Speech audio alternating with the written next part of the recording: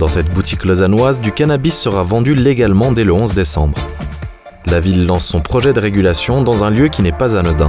C'est vrai que c'est un lieu où il y a eu des problématiques, il y a des problématiques de deal, donc c'est aussi une manière de symboliser le fait qu'on veut tester une régulation de la vente et de voir quel effet ça a sur le marché noir. 2/3 des Suisses seraient favorables à la légalisation du cannabis. Pourtant, même chez les consommateurs, ce projet ne fait pas l'unanimité. Je trouve que ça inciterait plus de personnes à en acheter, donc légalement. On appelle ça drogue douce, mais ça reste de la drogue. Ça joue pas en fait pour le cerveau et que beaucoup de personnes ont eu des soucis suite à ça, justement, à fumer. Comme on dit, c'est une drogue, quoi. Je comprends pas pourquoi on devrait la légaliser. Même si vous êtes consommatrice. Voilà, oui. Prix légèrement plus cher, peur d'être surveillé ou préférence pour l'autoculture, plusieurs raisons pourraient continuer de favoriser le marché noir. Combien de temps ça fait que vous fumez ?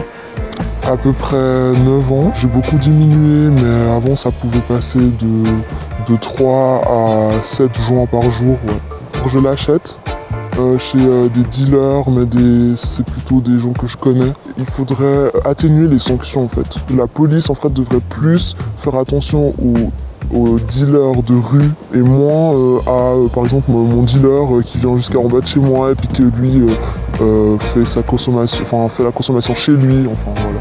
La ville veut y croire et promet un certain confort aux quelques centaines de participants. On a voulu un lieu de vente ouvert, accueillant, où les personnes ne se sentent pas stigmatisées. D'ailleurs, tout est anonyme, hein, même la carte, comme quoi la personne fait partie de cet essai pilote est anonyme. Il y a juste la photo, un QR code qui permet de reconnaître la personne. C'est plutôt de cette manière-là qu'on arrive à réguler le marché, mais surtout de pouvoir contrôler les produits, s'assurer aussi qu'il n'y ait pas de produits qui sont beaucoup trop forts. Les réflexions sur la légalisation sont en cours et cet essai pilote permet aussi d'expérimenter des manières de réguler la vente de cannabis.